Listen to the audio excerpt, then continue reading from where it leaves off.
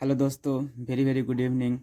आज हम लोग आप लोगों को टेंथ मैथ स्टार्ट करने जा रहे हैं और आप लोगों के लिए एक बहुत ही सुनहरा अवसर है आपको फ्री में सीखने का। तो आज हम लोग टेंथ बेसिक मैथ स्टार्ट करने जा रहे हैं।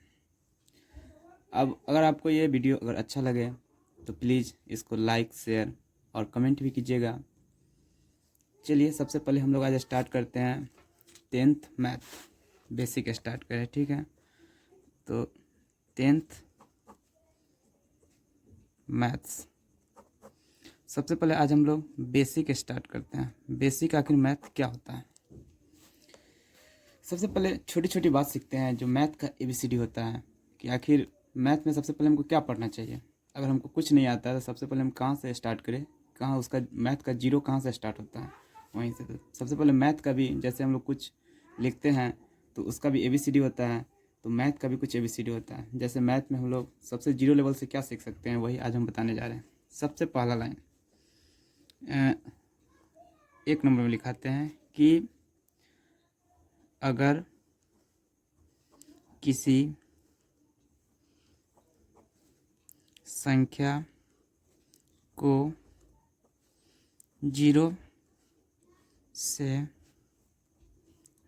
गुना करते हैं तो हमें जीरो प्राप्त होता है। आखिर हम ये क्या लिखे हैं इसको हम समझेंगे। ये बहुत ही बेसिक चीज़ है कि अगर किसी संख्या को जीरो से गुना करते हैं तो हमें जीरो प्राप्त होता है। जैसे अगर कोई संख्या हम ए ले लेते हैं, ठीक है, ए कुछ भी हो सकता है, उसको अगर हम जीरो से मल्टीप्लाई करते हैं, गुना करते हैं, तो हमेशा हमें क्या प्राप्त होता है, जीरो होता है। एक क्या, एक जगह कुछ भी हो सकता है। जैसे हम 10 लेते हैं, 10 गुने जीरो करेंगे तो क्या होगा, जीरो होगा। अगर हम यहाँ पर एक जगह पर हम लेते हैं 500 लेते हैं, अगर इसको हम जीरो से मल्टीप्लाई करेंगे तो फिर भी क्या आएगा, जीरो हो गया। यानी कहने का मतलब है कि अगर हम किसी भी संख्या को अगर हम जीरो से मल्टीप्लाई करते हैं तो हमेशा क्या आएगा, जीरो आएगा। अब कोई सोचेगा क्या कि क्या से इस तरह इसमें अंक ही रह सकता है, तो नहीं। जैसे कुछ भी ले सकते हैं, जैसे ए बी वाई सी, यहाँ पर क्यू है, लेकिन किसी को भी अगर हम जीरो से मल्टीप्लाई करते हैं तो लास्ट में हमको क्या दे देगा, जीरो दे देगा। तो ये मेरा फर्स्ट कंसेप्ट करता है कि अगर किसी संख्या को जीरो से गुना करते हैं तो हमें जीरो प्राप्त होता है। जैसे हम एग्जाम्पल में ये सब देख लिए। अब है हम लोग दूसरा रूल देखते हैं। दूसरा नियम क्या कहता है। तो दूसरा नियम कहता है कि अगर जीरो को किसी संख्या से अगर भाग देते हैं तो हमें जीरो प्राप्त होता है। ये क्या लिखे हैं इसे भी समझना है थोड़ा। क्या लिखे हैं, अगर जीरो को क्या है लिए हम, जैसे कि जीरो को किसी संख्या से अगर भाग देते हैं, किसी संख्या जैसे कोई संख्या ए ले लेते हैं, तो अगर जीरो को किसी संख्या अगर ए से भाग देते हैं तो हमेशा हमको क्या प्राप्त होता है, जीरो प्राप्त होता है। यही हमें ये कंडीशन कहता है कि जैसे एग्जांपल में जैसे जीरो को अगर हम जैसे कि 5 से भाग देते हैं तो हमको क्या प्राप्त होगा, जीरो प्राप्त होगा। अगर हम जीरो को अगर हमको कुछ भी ले लें, जैसे 999, अगर इससे हम डिवाइड करते फिर भी हमको क्या प्राप्त होगा, जीरो प्राप्त होगा। तो ये कंडीशन कहता है कि इससे हम क्या सीखे कि अगर जीरो को कोई भी संख्या से अगर हम डिवाइड करते हैं तो हमेशा हमको क्या रिजल्ट देता है, जीरो प्राप्त होता है। तो दूसरा कंसेप्ट ये कहता है।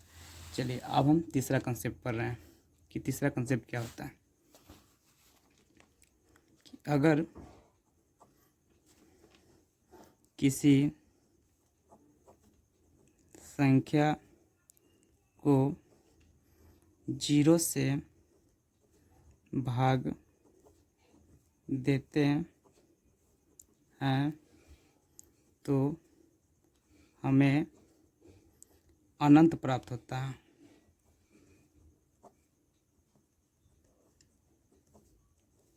अब हम ये क्या लिखें इसको हम लोग थोड़ा समझने की कोशिश करते हैं कि अगर किसी संख्या को, जैसे कोई संख्या लेते हैं ए मान लेते हैं, अगर उसको हम जीरो से हम डिवाइड करते हैं, अगर जीरो से हम भाग देते हैं तो हमेशा क्या प्राप्त होता है, अनंत प्राप्त होता है, अनंत।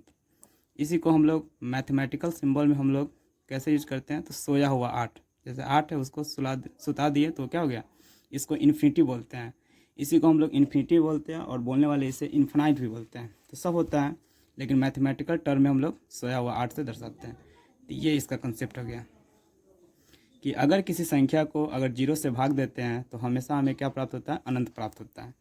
तो यही, जैसे एग्जाम्पल ले लेते हैं, और कोई संख्या जैसे कि हम ले लिए 55, अगर इसको हम जीरो से डिवाइड करेंगे तो हमेशा क्या प्राप्त होगा, इन्फिनिटी प्राप्त होगा।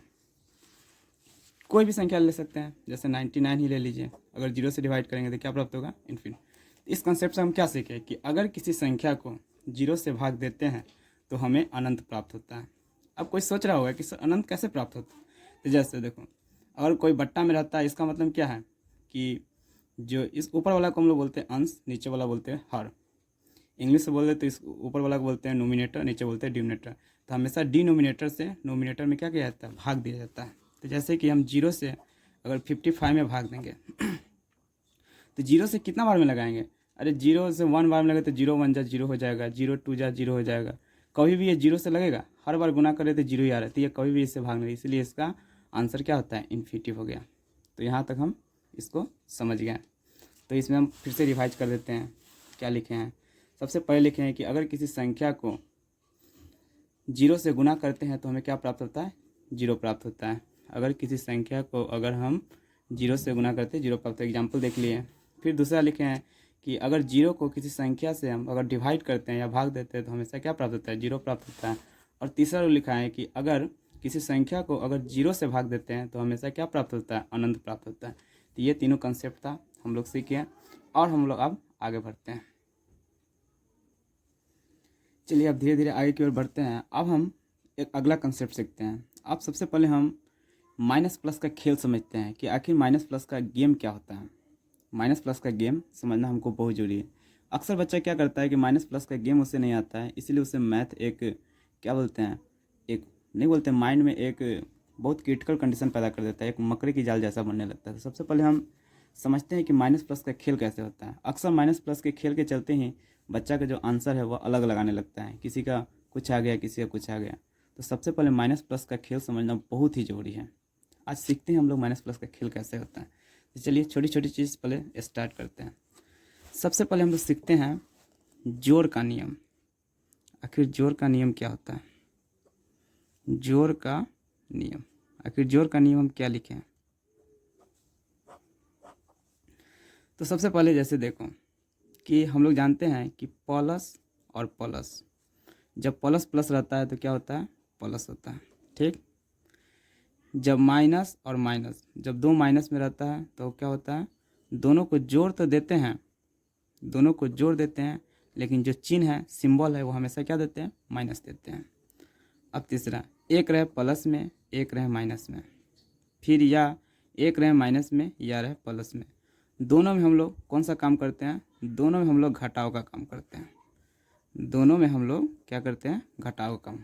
अब हम लोग घटाव का काम तो करते हैं, लेकिन इसमें हम चिन्ह क्या देंगे, तो हम plus oblique minus, plus oblique minus. इसका मतलब क्या है कि अगर दो रंग का चिन्ह हो, प्लस माइनस हो या माइनस प्लस हो, तो हमेशा कौन काम करेंगे, घटाव का काम करेंगे, ठीक।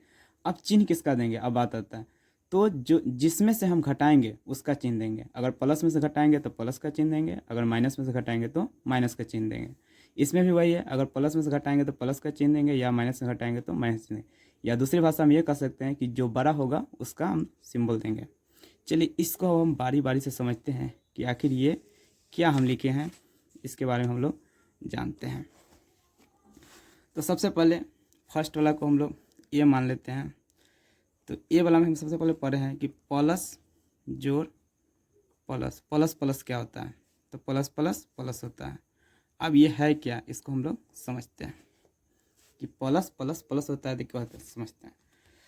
जैसे कि हम लिख दिए 8 + 4, ये क्या होगा, तो आप लोग लिख देते होंगे कि 8 + 4 होता है 12, यानी 8 4 कितना हो जाएगा, 12 हो जाएगा। कैसे लिखा जाता है आज हम समझते हैं। तो देखो, अगर 8 के पहले अगर कुछ नहीं लिखा है तो हम लोग समझते हैं कि क्या लिखा होता है, जब भी किसी संख्या के पहले अगर कुछ नहीं लिखा है तो हम लोग हमेशा समझेंगे कि वह उसमें प्लस होता है, प्लस इसमें छुपा रहता है, प्लस लिखने की ज़रूरत नहीं होता है। अंडरस्टूड होना चाहिए, समझना चाहिए कि जब भी कुछ नहीं लिखा है तो क्या होगा, प्लस होगा। तो देखो इसमें नहीं कुछ लिखा है तो प्लस है, और इसमें यहाँ पर प्लस है, तो प्लस प्लस क्या होता है, प्लस ही होता है, और प्लस क्या होता है, छुपा रहता है। तो 8 + 4 क्या हो जाएगा, 12। इसको समझने में कोई दिक्कत नहीं होना चाहिए। जैसे एक और एग्जांपल लेते हैं, जैसे 10 + 6, तो ये भी प्लस में, ये भी प्लस, तो प्लस प्लस क्या होता है, प्लस होता है, तो इसलिए सिंपल जुड़ जाएगा, 10 + 6 क्या हो जाएगा, 16 हो जाएगा। समझ में आया, और यहाँ पर प्लस छुपा रहता है। तो ये पहला वाला को समझने में कोई दिक्कत नहीं होना चाहिए। दूसरा वाला देखते हैं, बी नंबर। बी नंबर है माइनस माइनस, क्या होता है, तो माइनस माइनस क्या होता है, तो दोनों को हम लोग जोड़ देते हैं, लेकिन जो चिन्ह है वो हम लोग क्या देते हैं, माइनस कर देते हैं। आखिर ये क्या लिखे हैं, इसको हम लोग को समझना है। जैसे इसका एग्जांपल लेते हैं, जैसे कि -4 और -3, तो क्या हो, देखो ये 4 क्या है, माइनस में, और 3 भी क्या है, माइनस में। तो जब दोनों माइनस में रहता है तो दोनों को जोड़ देते हैं, लेकिन जो हम लोग सिंबल है, जो चिन्ह है वो क्या देते हैं, माइनस देते हैं। यानी कि अगर दोनों माइनस में है तो दोनों को जोड़ देंगे, लेकिन चिन्ह देंगे माइनस का, और 4 और 3 7 हो गया। ऐसे भी समझते हैं कि जैसे इसमें देखते हैं, जैसे कि ये भी एक बढ़ई है और ये भी एक बढ़ई है, माइनस वाला है तो ये भी बढ़ई है, तो दोनों बढ़ई को अगर जोड़ेंगे तो बढ़ई रहेगा ना, यानी ये भी माइनस ये भी माइनस, दोनों को जोड़ देंगे लेकिन सिंबल क्या रहेगा, माइनस ही रहेगा। तो यही समझाने की कोशिश कर रहे हैं कि अगर दोनों माइनस में रहे तो क्या हो जाएगा, उस दोनों को जोड़ देंगे लेकिन चिन्ह क्या होगा, माइनस ही होगा। एक और आगे समझते हैं, जैसे कि कोई पूछेगा कि सर बताइए तो -4 -6 -3 इसको कैसे करेंगे, तो देखो ये भी माइनस में है, ये भी माइनस में, ये भी माइनस में, सब माइनस में ही है, तो सभी को हम जोड़ देंगे लेकिन चिन्ह किसका देंगे, माइनस ही। तो 4 6 10 10 3 13। इससे हम क्या सीखे कि जितना भी माइनस में रहे सभी माइनस को हम जोड़ देंगे लेकिन चिन्ह क्या देंगे, माइनस देंगे। इससे हम क्या समझे कि अगर ये बढ़ई कास्ट का है तो सभी बढ़ई को हम जोड़ देंगे, लेकिन जो बढ़ई जो है चिन्ह अगर वह बढ़ई ही देंगे ना, तो कहने का मतलब अगर सभी माइनस में है तो सभी को जोड़ देंगे लेकिन चिन्ह क्या देंगे, माइनस ही देंगे। ये सबसे इम्पोर्टेंट था। चलिए अब आगे बढ़ते हैं, सी नंबर। सी नंबर क्या है कि अगर एक है प्लस में, एक है माइनस में, तो क्या करेंगे, घटाव करेंगे। दोनों एक ही साथ बना देते हैं। डी नंबर भी, एक है माइनस में, एक है प्लस में, तो दोनों में क्या करेंगे, घटाव का काम करेंगे। अब हम चिन्ह किसका देंगे, तो अगर प्लस में से घटाएं तो प्लस का चिन्ह, और माइनस में से घटाएं तो माइनस का चिन्ह। अगर प्लस में से घटाएं प्लस का चिन्ह, माइनस में घटाएं तो माइनस का चिन्ह।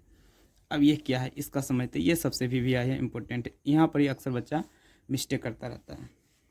जैसे एग्जाम्पल लेते हैं फर्स्ट वाला को, कि जैसे लेते हैं 8 - 6। अब क्या है कि 8 में कुछ नहीं लिखा है, नहीं चिन्ह दिया हुआ है, तो क्या समझेंगे, प्लस। एक है प्लस में, एक है माइनस में, तो कौन काम होगा, घटाव का। ठीक, तो 8 बड़ा कि 6 बड़ा, तो 8 बड़ा, तो 8 में से 6 गया तो 2। अब घटाएं किस में से, 8 में से, तो 8 का चिन्ह क्या है, प्लस, तो यहाँ पर प्लस। कितना आसान था। जैसे और लेते हैं, जैसे 7 - 6, तो इसमें क्या होगा, तो 7 बड़ा या सबसे पहले देखेंगे कि क्या काम होगा। सबसे पहले हम यह तय करते हैं कि इसमें काम क्या होगा। एक है प्लस में, एक माइनस में। याद कर लेना हमेशा कि जब भी 2 रंग का चिन्ह हो तो हमेशा घटाव का काम होगा। जैसे प्लस माइनस 2 रंग का चिन्ह है तो घटाव का काम होगा। तो 7 बड़ा कि 6 बड़ा, तो 7 बड़ा, तो 7 में से 6 गया तो 1। अब जिसमें से घटाएंगे उसका चिन्ह देंगे। किस में से घटाएं, 6 में से कि 7 में से, तो 7 में से, तो 7 का चिन्ह क्या है, प्लस, इसलिए यहाँ पर प्लस होगा। समझ में आ गया। चलिए आगे बढ़ते हैं। अब नीचे वाला एग्जाम्पल लेते हैं, जैसे कि -12 और -6 +6। इसमें भी देख रहे हैं एक माइनस में एक प्लस में है, तो 2 रंग का चिन्ह है, तो हम लोग कौन काम करेंगे, घटाव का।